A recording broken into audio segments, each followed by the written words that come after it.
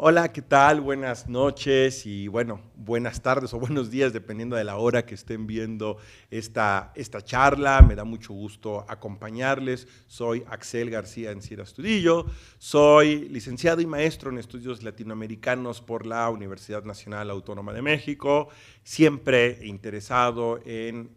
la concepción de lo que es América Latina a partir del cine. A eso le dediqué tanto mi tesis de licenciatura como mi tesis de maestría, algunos artículos, y finalmente ya en el doctorado estudié humanidades con orientación en teoría y análisis cinematográfico por la Universidad Autónoma Metropolitana de la Unidad Xochimilco. Y ahí es donde he hecho mi tesis de doctorado, en donde me aboqué principalmente a el estudio de un concepto que es tal vez un poco original, a pesar de que la utopía no es un concepto que nunca se estudie por primera vez, sino que es un concepto que venimos heredando desde hace 2500 años, pero sí esta idea de la dimensión utópica en el cine como una categoría de análisis cinematográfico y como una categoría pensada a la luz de la teoría del cine. Esa, digamos, fue como el acercamiento a un intento de una aportación dentro de este campo del cine. Y bueno, a eso me he abocado. Hoy vamos a hablar, el amigo Pau me ha encomendado la nada fácil tarea de hablar de los nuevos caminos del cine latinoamericano. Como le comentaba a él en algunas llamadas, en algunos mensajes, me parecía un tema completamente inabarcable, sobre todo porque lo que pensaba era qué tanto podemos hoy en día seguir hablando de cine latinoamericano. Puede parecer una pregunta un tanto ociosa, sí, es una pregunta cuando lo que estamos hablando es de la adscripción de una película, de un determinado filme, por su mayoría de producción a un país dentro de lo que conocemos como la América Latina, y en tanto que es una película de América Latina, podemos llegar a pensar que estamos hablando de un cine latinoamericano. Sin embargo, para quienes conocen la historia del cine en América Latina, podemos distinguir entre una película de producción, de realización en América Latina y una película latinoamericana con una idea, con una potencia, con un discurso en donde lo latinoamericano está presente. Entonces, lo que pensaba era, quizá lo primero que podemos hacer es no pensar en la idea de poder llegar a una definición, a una acotación de lo que es lo propiamente latinoamericano en el cine latinoamericano contemporáneo, sino más bien pensarlo como un viaje, como un paseo, como una expedición, ¿no? Y por eso pongo este poema de Ítaca, que es, pues bueno, estas líneas, esta estrofa, la voy a leer. Cuando emprendes tu viaje a Ítaca, pide que el camino sea largo, lleno de aventuras, lleno de experiencias. No temas a los lestrigones, ni a los cíclopes, ni al colérico Poseidón. Seres tales jamás hallarás en tu camino si tu pensar es elevado, si selecta es la emoción que toca a tu espíritu y tu cuerpo. Ni a los lestrigones, ni a los cíclopes, ni al salvaje Poseidón encontrarás si no los llevas dentro de tu alma, si no los yergue tu alma ante ti. Y entonces este poema lo pensaba en relación a la idea, a este discurso que podemos encontrar de lo importante es el camino y no el punto de llegada. Y voy a pasar de inmediato a esta primera diapositiva en donde cuando empezaba a pensar en cómo se podría ver el cine latinoamericano en el tránsito hacia el lugar en donde estaba caminando, pensaba que probablemente podíamos pensar en el cine latinoamericano como un cúmulo de imágenes que se conectan a partir de aquellos destinos que se han planteado sus personajes a lo largo de su historia. Y quizá el primer momento en donde podríamos pensar al cine latinoamericano como un cine que se piensa a sí mismo, un cine que propone una ontología, es decir, que no solamente está haciendo cine de alguna manera determinada, con alguna escuela, con alguna corriente, sino que está proponiendo lo que es propiamente el hacer cine, está legitimando una forma de hacer cine y está, por otra parte, deslegitimando y burlándose quizá inclusive de las formas de lo que nosotros podríamos llamar de manera cotidiana el cine más comercial, el cine entretenimiento, lo que se llamó en el vocabulario de la época como primero y segundo cine. Pues es justamente a partir de la película El Chacal de Nahuel Toro.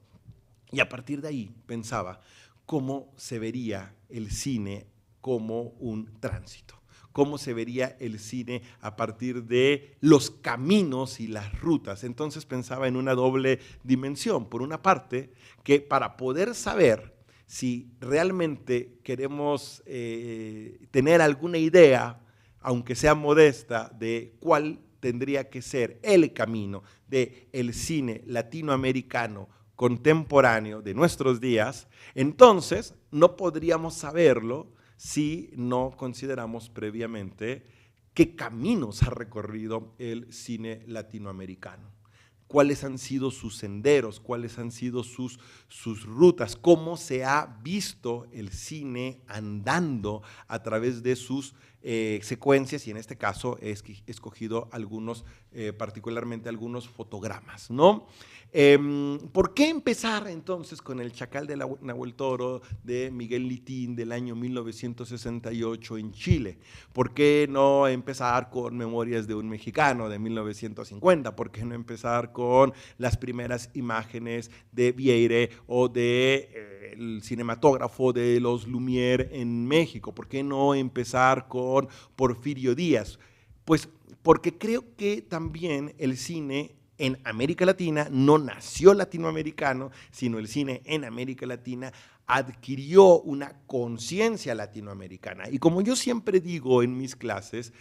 quizá es tal vez un acercamiento, una forma de empezar in media res, porque ya había habido una primera concepción de lo latinoamericano a partir del cine mexicano, particularmente del cine de oro, en donde por primera vez algunas concepciones como la forma de la identidad de la hacienda o del canto del rancho o de la hacienda o de alguna especie de unidad bucólica que pudiera tener diferentes nombres en Puerto Rico, en Colombia, en México, pues ya estaba siendo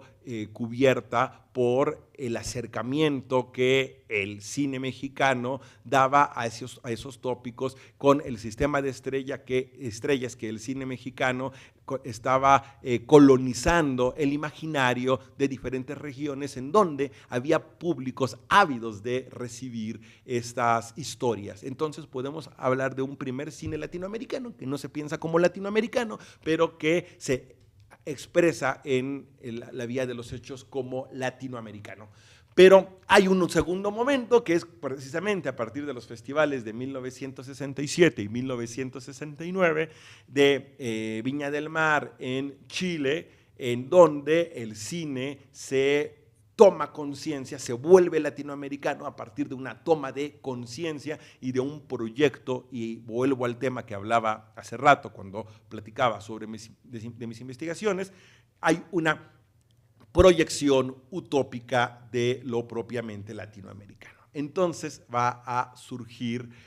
una serie de películas en donde, como en El Chacal de Nahuel Toro, veremos a algún personaje en un camino y en donde esta película, que es la que me llama la atención particularmente para empezar, quizá esta película, quizá esta historia tenga que ver particularmente con lo que el personaje va adquiriendo y va mudando en esta especie de camino. Porque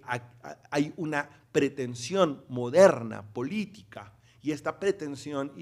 política moderna tiene que ver con el cómo se va a transformar este personaje a lo largo de su experiencia. Y algunos podrían decir, bueno, pero todos los personajes en todas las épocas sufren de alguna manera algún tipo de transformación, pero lo que vamos a ver acá es que es con una idea de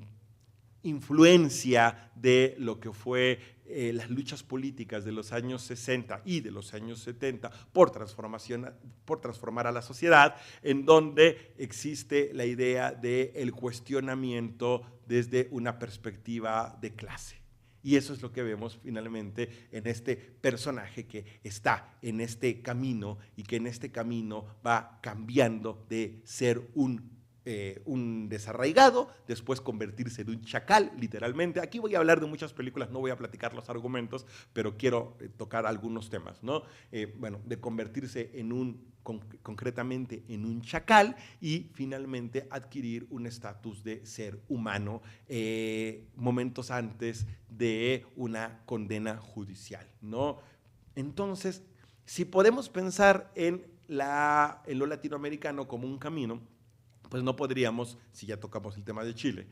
no podríamos dejar de cruzar los Andes por primera vez y dejar de ir a Tiredié. Tiredié, película filmada a partir de muchos años de investigación, de fotoperiodismo en Santa Fe y encargada, aunque no plenamente de autoría, de Fernando Birri. ¿Y cuál es el sustento de esta historia? Es justamente los niños que van en la marcha del tren recibiendo o pidiendo una moneda. De ahí viene este famoso título y de ahí viene este sonido, esta imitación de esta oración completa que tiene un sentido que es tire 10 centavos, que es la forma en que estos muchachos piden esta cooperación, haciendo verdaderamente acrobacias sobre las vías del tren, ¿no? Entonces, no podríamos tampoco dejar de pensar en el cine del año del 68 con una película como Tierra en Trance de Glauber Rocha. Y con esto pues podemos ir y cruzar el Amazonas y llegar justamente hasta Brasil, en donde estaba el movimiento del Cinema Novo. Y se pueden ir dando cuenta cómo las imágenes que vamos poniendo siempre van a ser, regreso un momento, van a ser imágenes de personas en el camino, ¿no? ¿Qué nos quieren decir estos caminos en cada uno de estos momentos? Y finalmente, ¿a dónde nos llevarán estos caminos? Si habrá al final de este recorrido que estamos proponiendo una línea de fuga hacia un lugar en donde podamos apuntar quizá hacia la posibilidad no de definir de cuál es la estética, cuál es la poética del cine latinoamericano de hoy en día, sino, por otra parte, sí empezar a trazar rutas y darnos cuenta de que quizá no podemos definirlo, quizá no podemos deducirlo, pero sí tenemos la certeza entonces de cómo se ha transformado, cómo estos personajes han caminado y han buscado diferentes cosas y han transitado el camino por diferentes razones. Y en esta película, justamente de Tiredié, en donde hay un país imaginario llamado El Dorado, pues lo que tenemos es a un personaje completamente derrotado y abatido por el no poder haber utilizado la herramienta de su escritura intelectual, periodística, para poder tener una concepción que lo involucre concretamente con la lucha por una definición de poder revolucionario que él estaba buscando en medio de un espacio cooptado por magnates y medios de comunicación. Una película interesante de Glauber Rocha en donde se hace también algún paralelismo con un filme como esta película clásica y valoradísima por todos los críticos, que es El Ciudadano Kane de Orson Welles, ¿no? Y entonces vemos y podemos ir hacia otro espacio, otra vez atravesando el Amazonas, e ir hacia los Andes y pensar en una película como El Coraje del Pueblo de Jorge Sanginés, en donde ahora estaríamos pensando ya en la dimensión indígena y en este pueblo que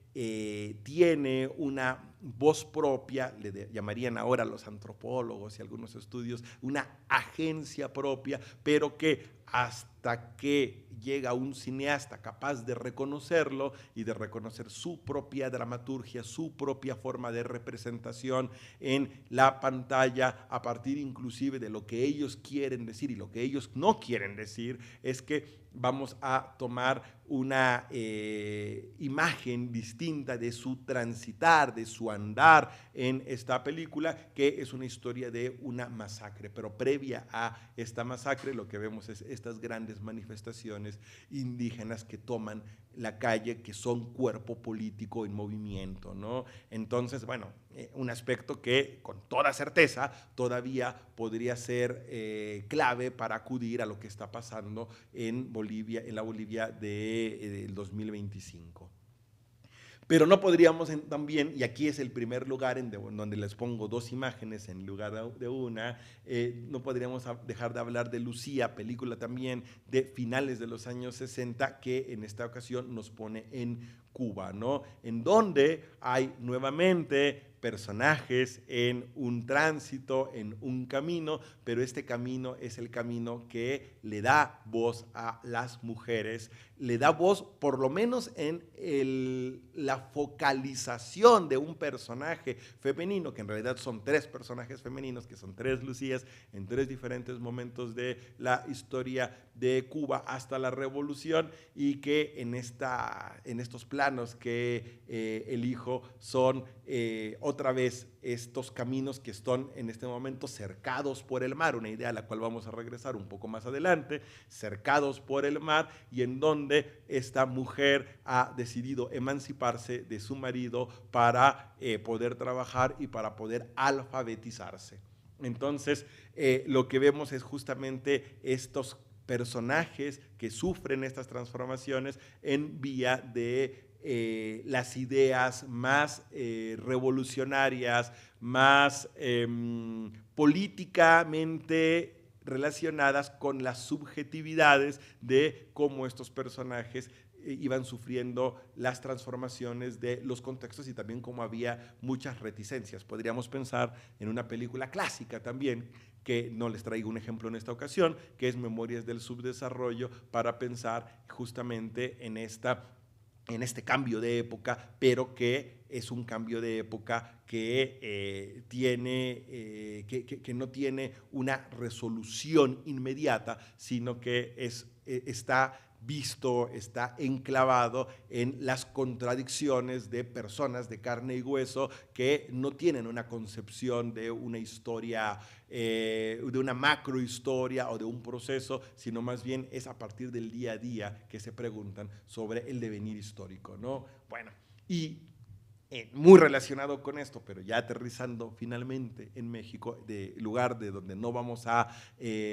abandonar las imágenes, pues ya caemos en RID México Insurgente. ¿Y ahora qué es el camino en RID México Insurgente? ¿Cuáles son estas rutas? Bueno, pues otra vez es el camino del intelectual, otra vez tiene que ver con el proceso de el encuentro de un personaje a la deriva en medio de una revolución, en este caso la Revolución Mexicana, que Paul Leduc había intentado capturar de una forma muy diferente de cómo había ocurrido con películas del llamado cine de oro mexicano, con un sistema de estrellas, y lo hace a partir de una forma de representación basada en lo que podría parecer cine directo, cine encuesta, cine documental, pero haciendo una ficción en donde el personaje, en el punto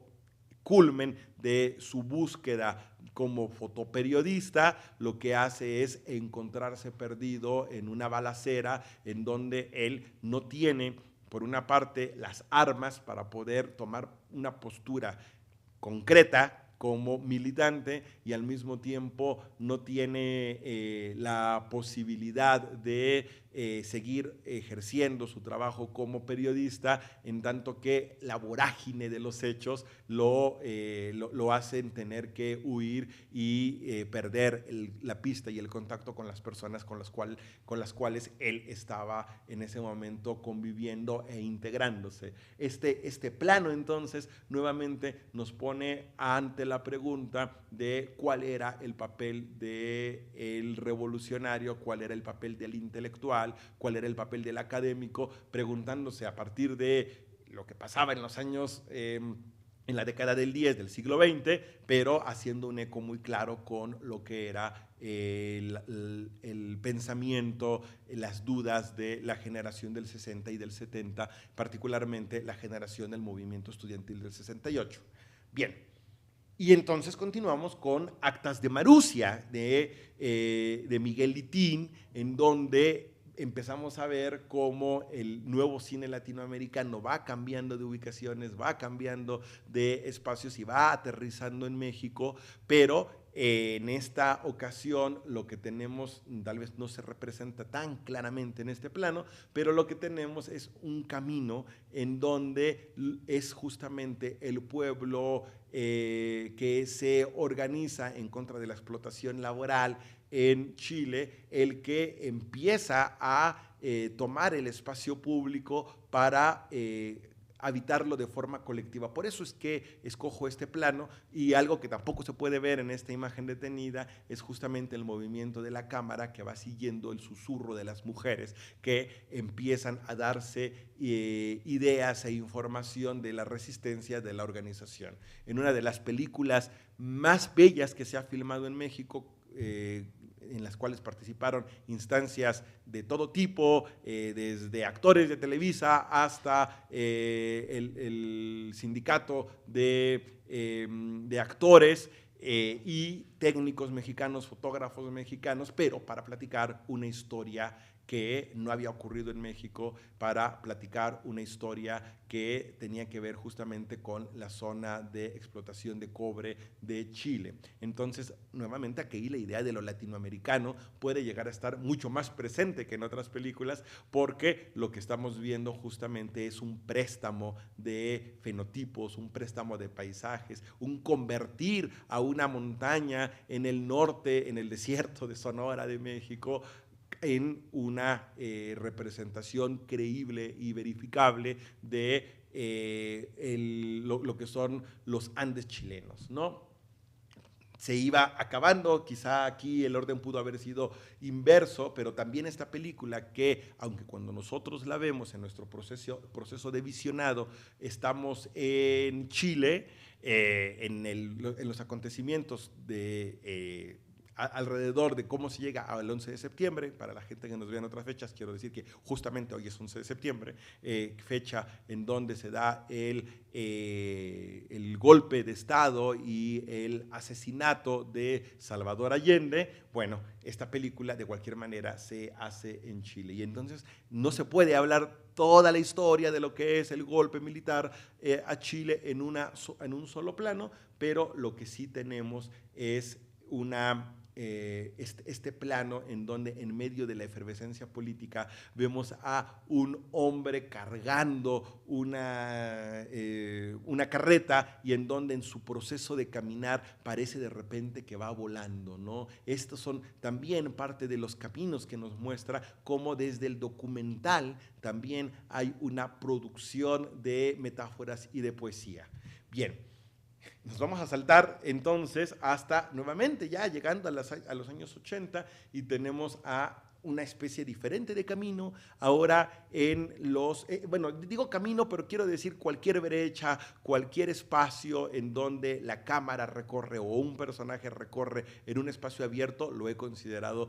justamente camino, ¿no? Y aquí lo que alcanzamos a ver justamente es que hay un espacio marginal que la cámara recorre para ubicarnos en esta película, otra vez de Paul Leduc de 1986, dedicada a la juventud, en el año de la juventud, que va a recorrer los espacios marginales de la Ciudad de México, con una historia que es bastante complicada de seguir, en parte también por los factores de financiamiento de la película, pero que tienen que ver con un personaje que va a toquines de rock. Por lo tanto, es una especie también, al mismo tiempo de ser ficción, de documental de lo que fue el rock mexicano, el nacimiento justamente del rock mexicano después de los espacios del underground, ¿no? Bien, tenemos también una nueva transformación del documental con Cabra Marcado para Morir de 1984, en donde vemos quizá por primera vez de forma autoconsciente de un documental latinoamericano, el papel del realizador como un personaje más que se relaciona y que se incluye en la narración de su propia historia. Un documental en donde empezamos a ver ya una distancia con este cinema novo de los años 60 y de los años 70 todavía, y empezamos a ver una forma de revisitar este cine de palimpsestos de diferentes niveles a partir de una película que justamente no pudo terminar porque había sido interrumpido por la propia dictadura militar, ¿no? Y también empezamos a ver el año el fin de ya las dictaduras militares, aunque todavía en Chile durará hasta inicios de los años 90, pero vemos que hay países como Argentina que inclusive con estas películas empiezan a tener un primer saldo de cine de memoria para poder revisitar lo que había ocurrido durante los años de la dictadura militar. Y bueno, ¿cuál es el tema en esta ocasión? El tema es la apropiación de los hijos de las personas que estaban movilizadas militarmente en guerrilla, ¿no? Entonces vemos esta película de Puenzo de 85 que toca ese tema a partir del personaje de una profesora. Bueno, acá esto me lo voy a saltar un poquito, pero también pensemos hacia finales en Rojo a Amanecer, hacia finales de los años 90, y en donde hay también nuevamente una mítica escena, bueno, supongo que muchos conocen que Rojo Amanecer fue durante muchos años la única película de ficción sobre el movimiento estudiantil del 68, y está completamente filmada desde el interior de un departamento, por lo cual el iniciar el camino de este personaje, que es el niño de la familia, es posterior a una catástrofe y es a un mundo en el cual quizá ya no hay nada que tenga sentido. ¿Qué tanto nos estaban diciendo que el México post-68 era algo en donde ya nada tenía sentido después de lo que había sido esa masacre silenciosa? Nuevamente, y siguiendo también, sin quererlo, algunas películas que fueron nominadas al Oscar, pues tenemos Fresa y Chocolate de Tomás Gutiérrez Alea y de Juan Carlos Tavío, una película también filmada en su mayoría en interiores o con personajes que no necesariamente están recorriendo un espacio, pero uno de los momentos en donde cambia también el primer prejuicio del personaje sobre la homofobia es justamente cuando uno de los personajes principales entra en la casa del otro, que es un intelectual, es un artista que se siente oprimido por las condiciones de la época quizá la persecución, quizá la falta de libertades para un grupo de justamente intelectuales de la disidencia sexual, ¿no? Entonces, una película interesante que va marcando un cambio de tema y que va marcando la posibilidad de revisitar el pasado. Tenemos también cubana, Madagascar de 1995, una película en donde se da los linderos con el cine experimental y Fernando Pérez en esta película lo que utiliza es un camino como un puente en donde pareciera que las personas van hipnotizadas sin saber hacia dónde van. Voy a empezar a ir un poco más rápido por una cuestión de tiempo, pero nos acercamos hacia finales de los años 90, en donde tenemos una de las películas clave que va a definir esto que en México se conoció como el nuevo cine mexicano y que en Argentina también se conoció como el nuevo cine argentino, que se ha redefinido y se ha reinventado varias veces, y en Pizza Birra Faso lo que tenemos es personajes que justamente parece que no van hacia ningún lado en medio de una Buenos Aires que está en el final de una época frívola, de una época que terminará estallando justamente en el año 2001, la plena época del menemato, valorada como una época de crecimiento político, de crecimiento económico y que terminó con lo político y con lo económico completamente estallado. Esta película, de alguna manera, es una metáfora que antecede justamente este sentido que no termina de construirse, pero que también empieza a mostrar personajes que no encuentran un sentido y cuyas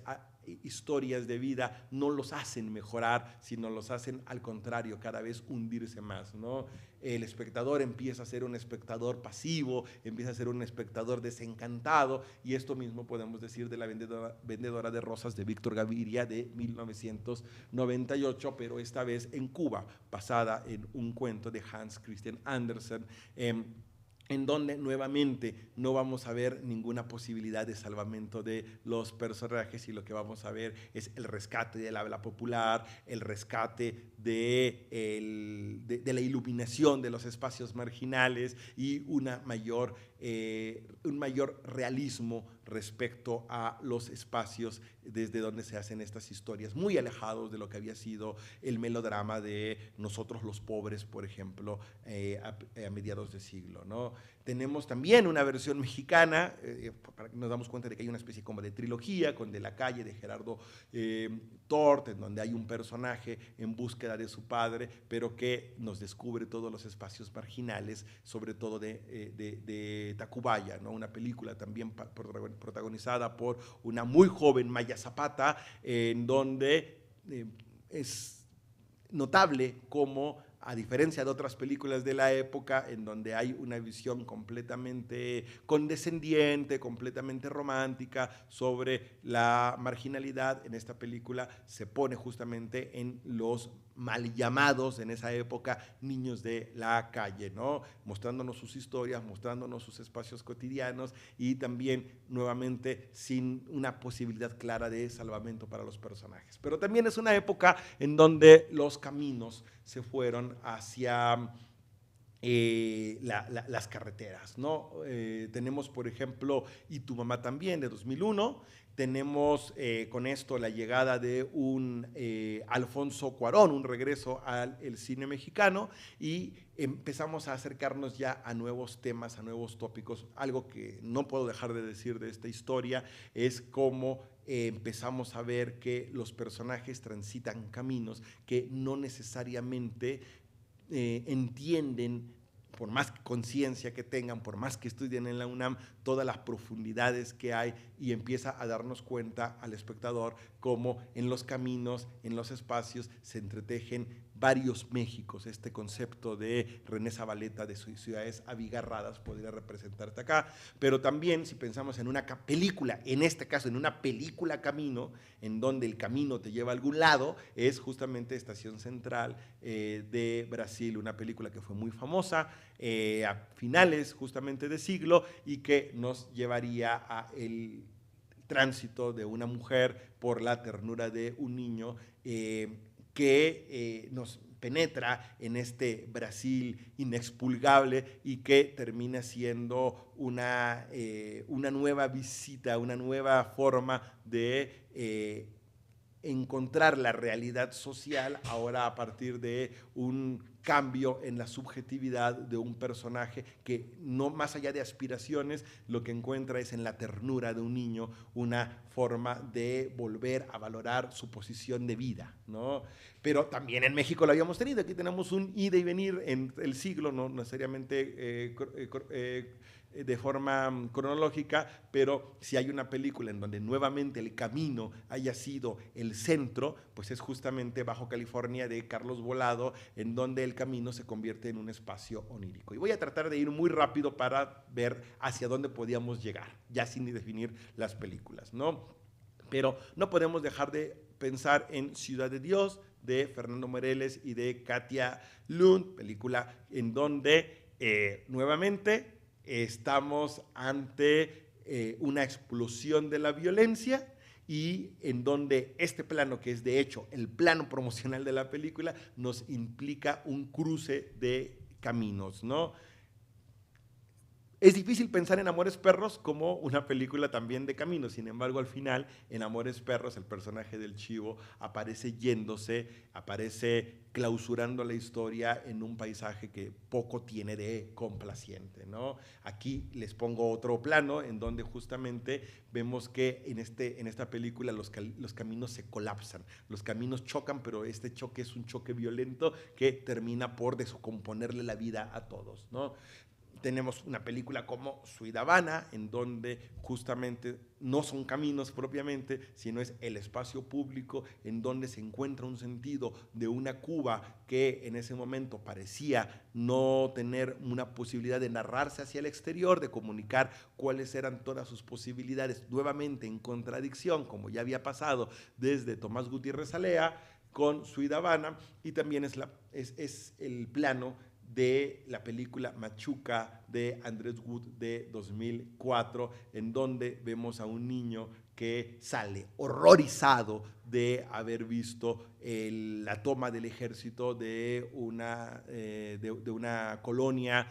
marginal, de un asentamiento en donde vivía uno de sus amigos. Es un despertar político a partir del salir en su bicicleta infantil el día del golpe de Estado, nuevamente, como decía, hoy estamos en un 11 de septiembre, entonces justamente a partir del golpe del 71. Películas como Temporada de Patos, que transcurren completamente en un departamento, tienen una salida, una fuga al final,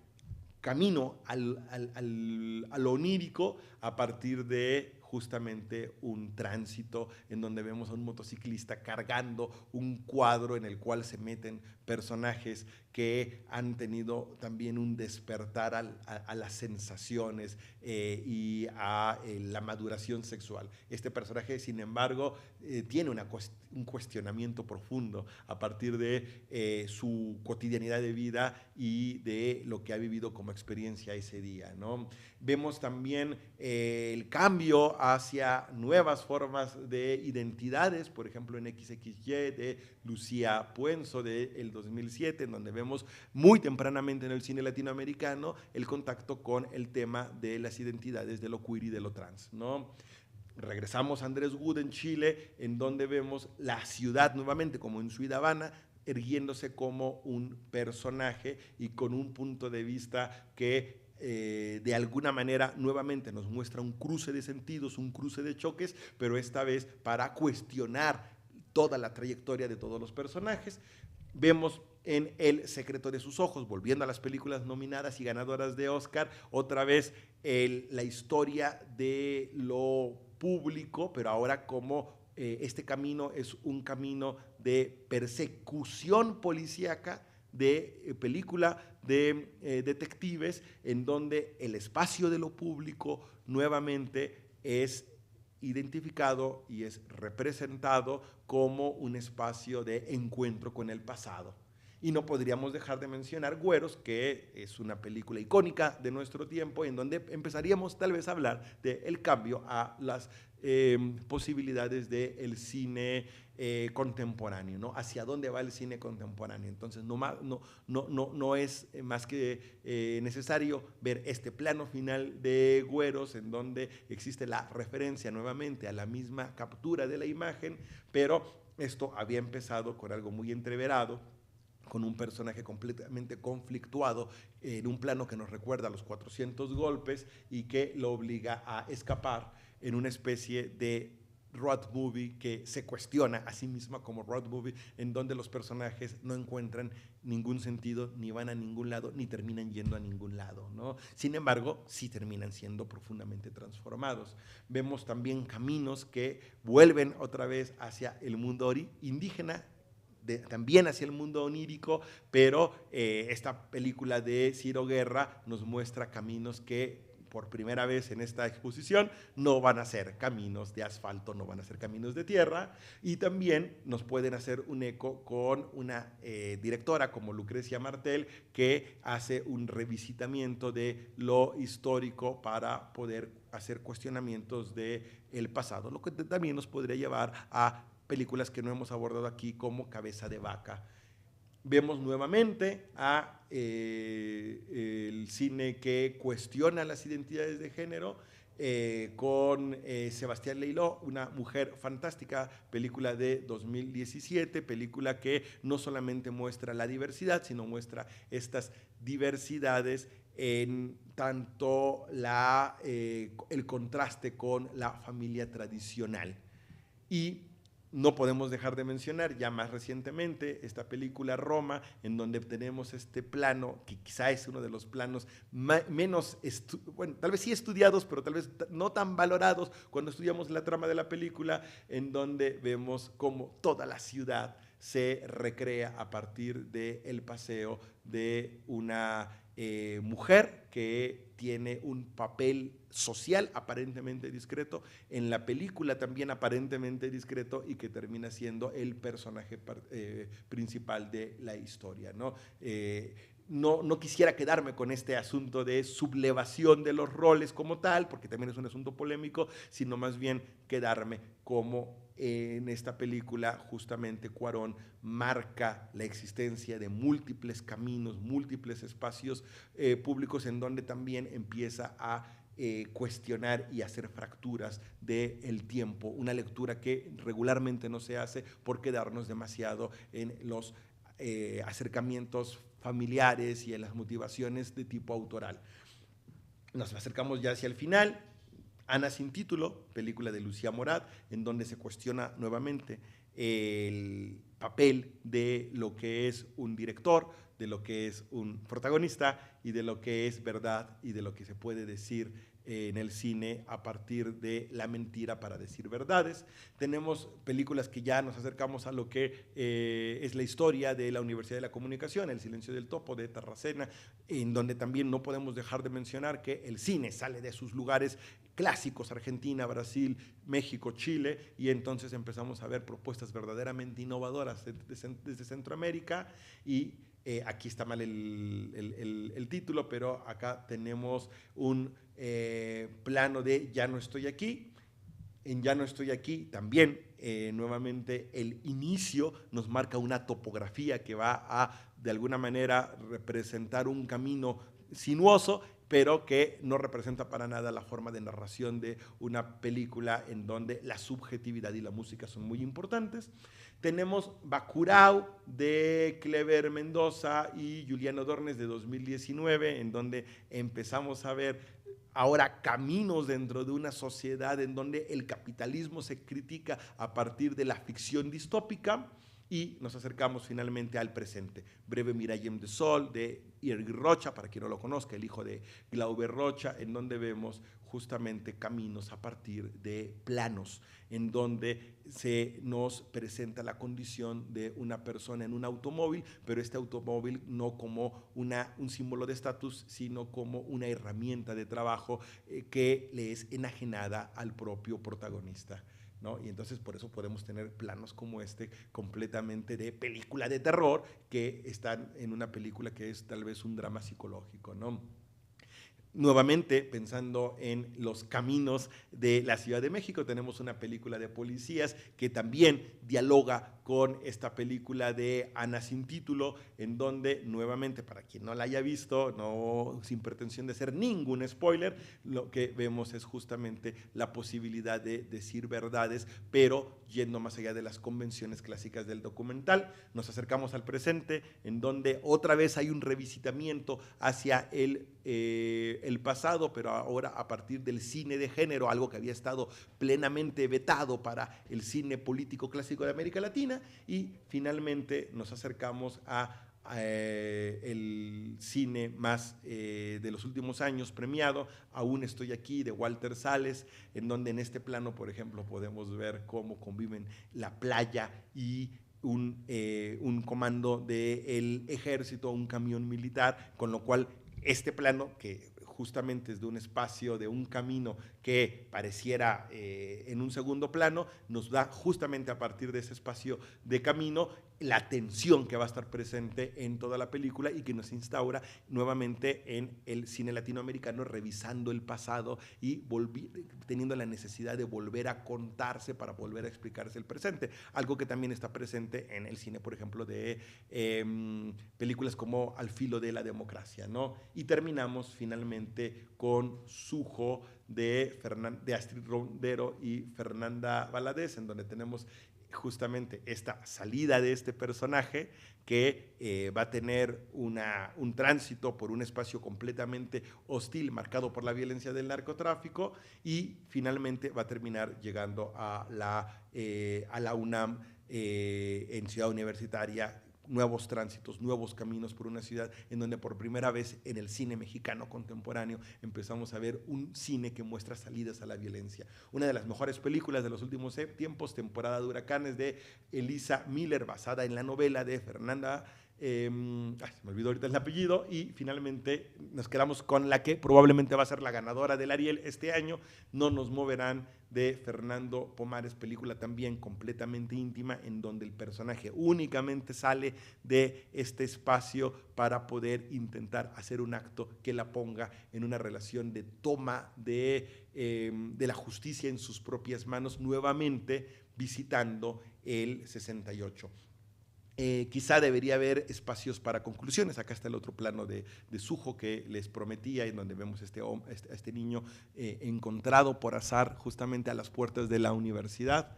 Y con esto terminaríamos esta presentación, en donde, como yo les prometí en un principio, no iba a haber ninguna respuesta, y el único quizá la única quizá respuesta que podríamos darnos es preguntarnos qué hemos vivido con todos estos caminos que hemos transitado, con todas estas posibilidades de dar sentido a los espacios públicos, con cómo han sido vistos estos cruces, estas intersecciones, estas puntas de fuga, de la intersección entre camino y horizonte, y cómo nos deja a nosotros, después de recorrer este camino, quizá con lo más importante, que es que cada uno de ustedes se pregunten cómo tendría que ser el cine que va más allá de todo esto, y que es el cine que ustedes van a realizar, que es el cine que ustedes van a empezar a idear, que van a empezar a construir con su imaginación, con sus proyectos, ya justamente formándose como profesionales del cine a partir de adquirir plenamente la cultura de ser parte de una o varias tradiciones que permiten que lo latinoamericano pueda o no expresarse en lo que ustedes decidan hacer, en tanto creadores, en tanto responsables de crear una narrativa para las necesidades propias de su tiempo. Esa es la única respuesta posible. La única respuesta posible es la que cada uno de ustedes pueda dar, y de los caminos en donde ustedes vayan a imaginar a sus personajes. Muchas gracias.